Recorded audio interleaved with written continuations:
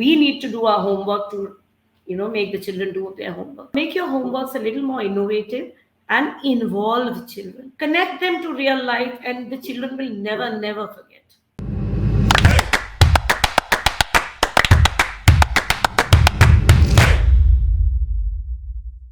Hello and a very warm welcome to Great Principles. I'm your host Seema Chhoriya and I welcome you all to another exciting episode on Great Principles. It is said that teachers have academic and moral responsibilities as they are the first non-family members to the society that leave a massive impact on a child. Knowingly or not, children hold their teachers in high esteem and some even consider them their role model and superheroes. Please join me in welcoming our champion educator of the day, Ms Rampi Brar. She is principal of Vicon School, Raipur. Welcome to Great Principles, ma'am. I'm very excited to have you with me today. Thank you, ma'am. So am I, and looking forward. So let us begin unveiling all the valuable knowledge that you have so that my viewers can get very much benefited and we all would be enlightened by today's session. So let us first start by knowing a little more about you. What is your story? How did you take up teaching profession and what keeps you going in here? Okay.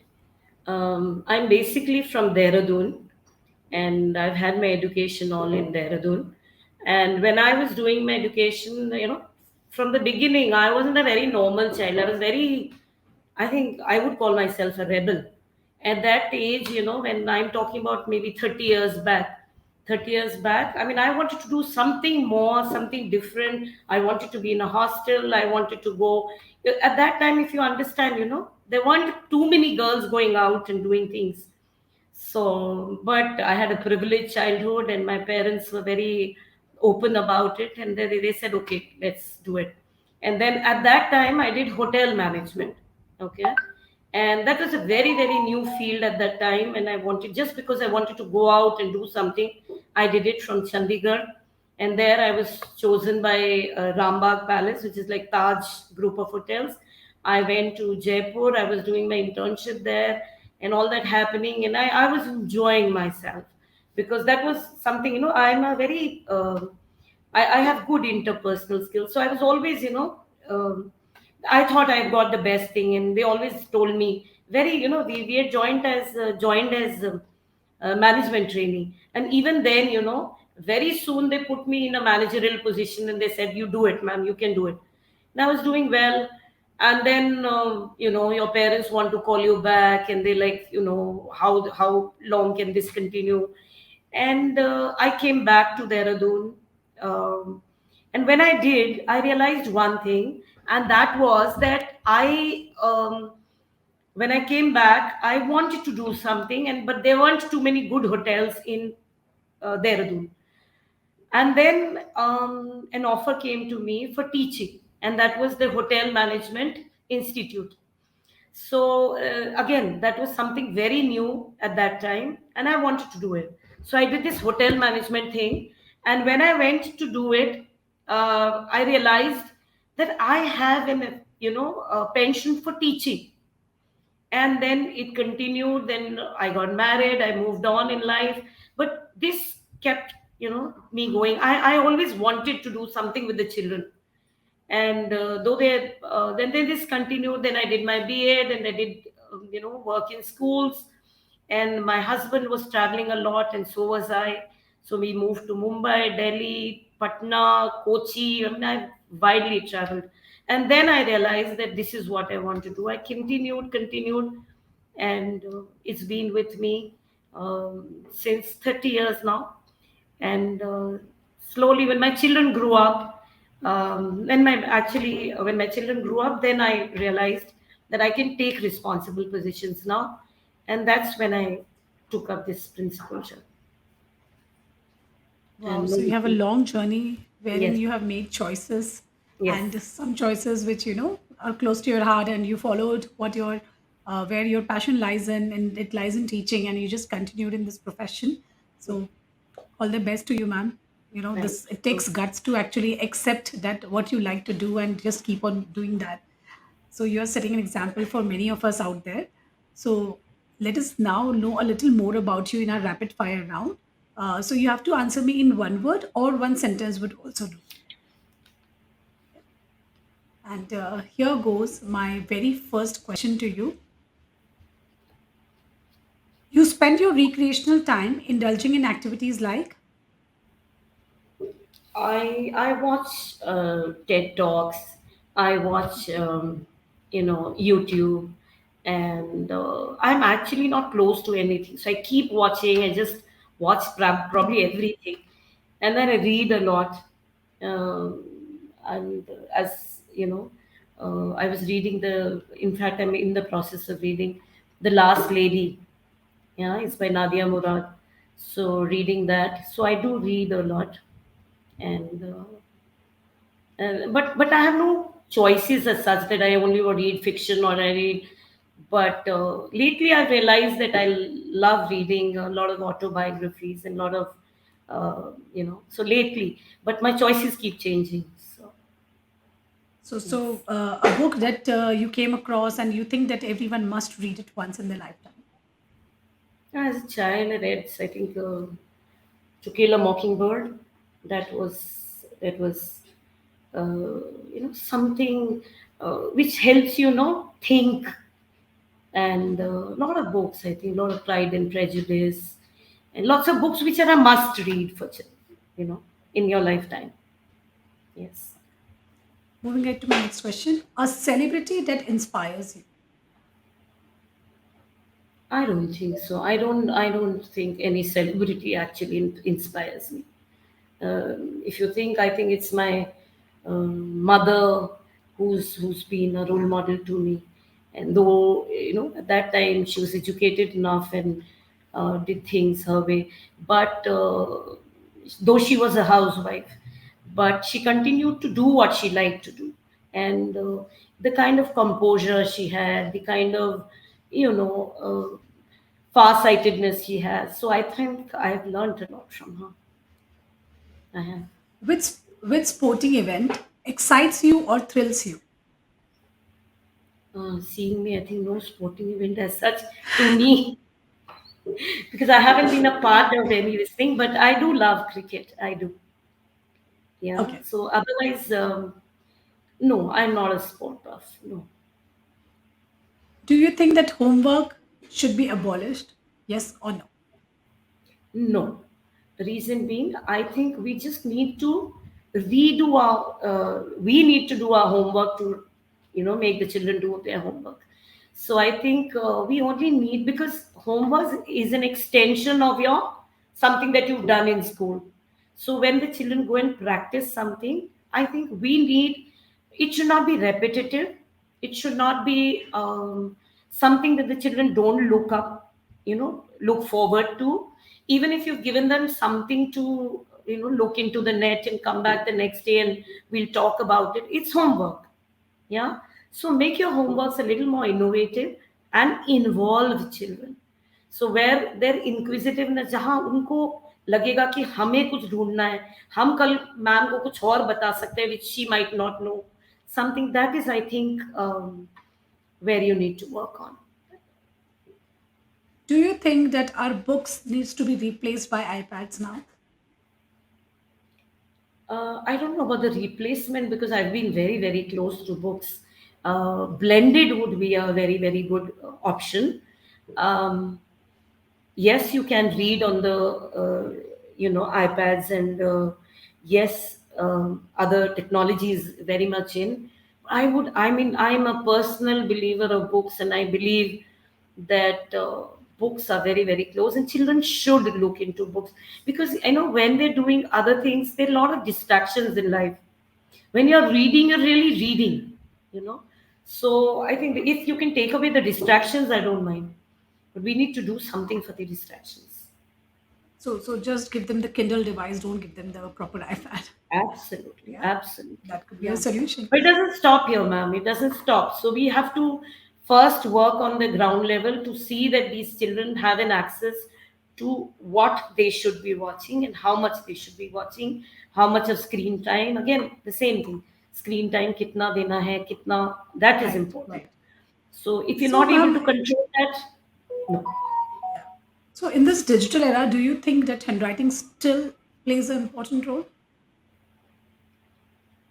Not really. Not really. Uh, as long as I think it's legible, you can read. So that's what I feel. It does impress you. No, good handwriting does impress people, but that should not be the only criteria on which you should be working. Probably in our times, if you would see, there were children who were like, or very few children who wouldn't write well. Today, the Yeah. majority of them don't write well. Probably because we're not doing enough at the ground level, starting in wrong this thing. So we used to write pattern writing kitna time tak practice karte the for a Right. simple reason, so that a child learns to grip. So I think things are going away. Yeah, because Change will now, happen, changes will happen. yeah, because with the technological advancement, they don't even need to have typing speed. Now it is the days of, speech to text era. So Yeah. things have actually drastically changed, and we as educators are also understanding this. So I think that is why the reinforcement of handwriting is not that essential. So moving Yes. ahead to my next question, ma'am, what is one thing from the past generation of students that you would like to bring back in present day? um, Very frankly, when I get very turned off when a teacher comes to me that she tells you I'm in great, maybe she's a graduate or a postgraduate, and she says that I can teach this but I can't to be doing this. So till 12th we've done all subjects more or less. So when a teacher tells me at third and fourth may I can't take up maths, or I can't take up Hindi, or I can't take up, it pains me. We had, I think it's important to have subject knowledge more than anything else. So it really pains me when I see that subject knowledge is inadequate, or you are saying, oh, I'm not in touch, so that is why I couldn't do it. So these things. So I feel, kahin na kahin, more emphasis on, and mind you, we never had great, labs or something, but Yeah, academically कहीं ना कहीं strength थी और होनी चाहिए. क्यों होनी चाहिए? क्योंकि बिकॉज वी फील कि आप उनको प्रेजेंट लाइफ सिचुएशन से कनेक्ट नहीं करते. Like today only I went to a class and realise that a teacher's writing 0 divided by 32 is 0. Okay. So when I said to the children why, and the teachers, they said because ma'am told us. Little did we realize that when I say I have 32 children, but I don't have any sweets to distribute, what can I do? So the answer would be 0. So connect them to real life, and the children will never forget. That's what I absolutely.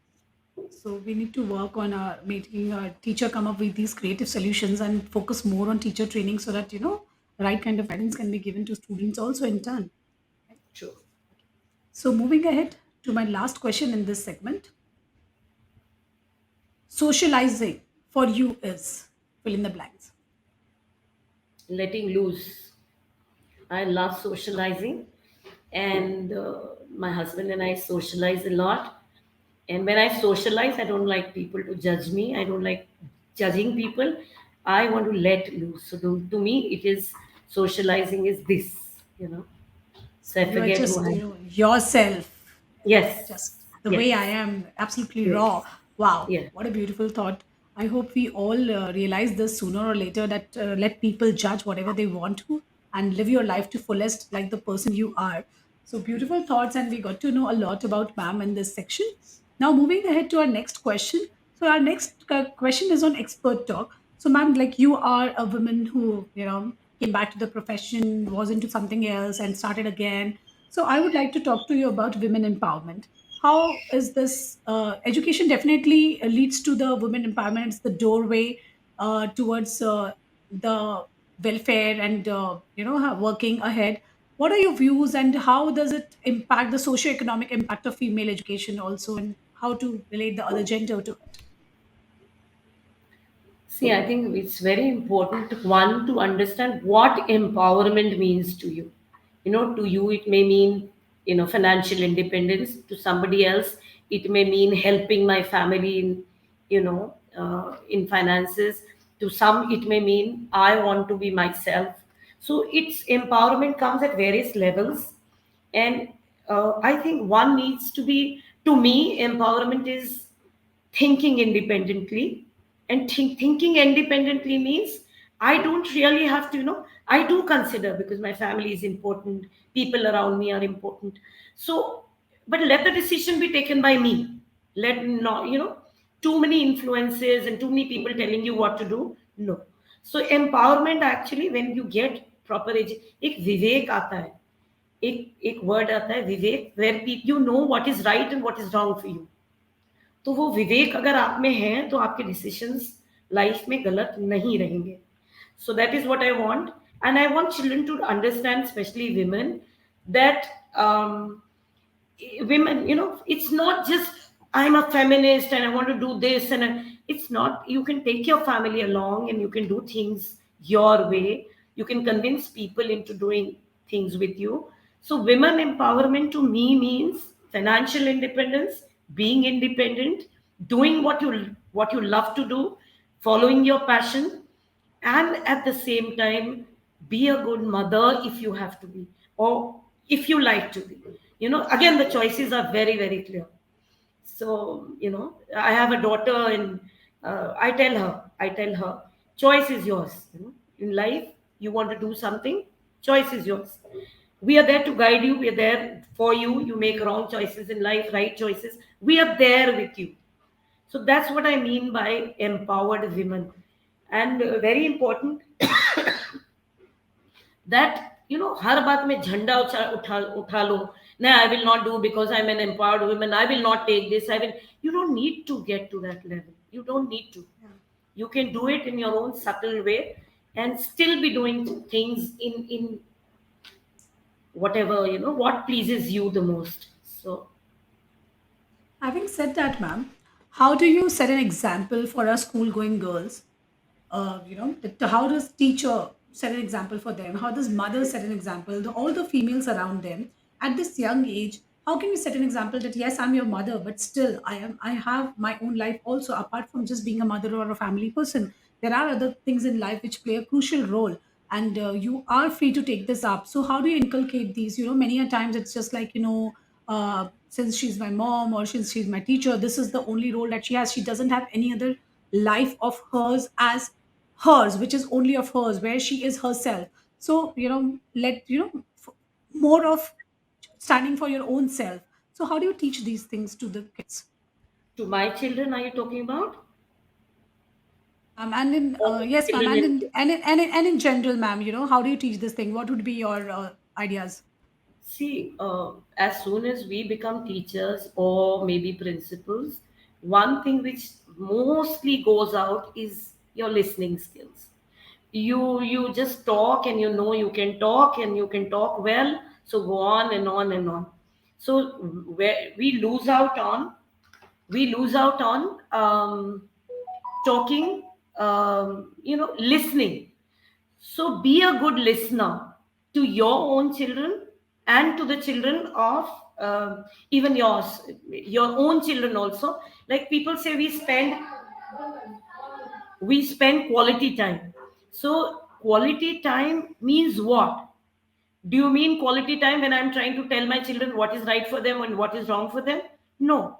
Sometimes just give them time. They want to talk to you. They want you to, not judge them and tell them what is right and wrong. Just listen what they have to say. And it goes with my own school children also, with my children. So I tell them, when I said, okay, any problems in any subject, are you going to tell me? So anything where you think we can improve, you can improve, how can we help you out? So we keep these things going and we keep talking to our children. And something that sensitizing children, and gender sensitivity, or maybe adolescence, and all these have to be handled well. And this, when I talk to my children also here, I see that I talk to my children. I don't just, this is not something delegation. I don't delegate it to others, because I still, being a principal also, I want to be connected to children. So I keep this option of this, that I want to talk to these children. I want to be with them.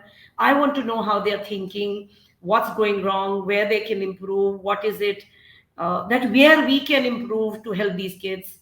So I often talk to them about these things, and with my own children also, I've all spoken to them about their choices in life. And when my son actually was in 12th, after he passed out his 12th, and he realized that he's from PCM, so he'll be going for engineering, and he was doing it. And when he got a JE score and everything. And then when he was going, we paid some amount, and then he told his sister, elder sister, this is not what I want to do in life. But he said, I don't know how Papa will be taking it. So when my Yeah. daughter told me, I said, no, tell him to come and speak to us. So he sat down, we spoke, and though my husband didn't like it, he said, why didn't you tell it earlier? So, but I told him, I said, no, if he's made the guts, if he has the guts to come and talk to, let's do it that way. And today he's doing finance, he's doing good for himself. I'm happy, and he's happy, Yeah. So I you know. think you have very clearly set out that one of the most important skill is listening skills. That I completely agree with you, ma'am. Because when we say that we are spending quality time, we just tell what has to be done. We barely listen that what they want, our children want from us. So very important tip shared by ma'am here, and it was a very insightful conversation, ma'am. I'm sure my viewers are taking a lot with them today. So thank you so much for sharing your valuable knowledge with us. We thoroughly enjoy and thank you again from our heart. It's a privilege for us. Thank you. Thank you, ma'am. Thank you.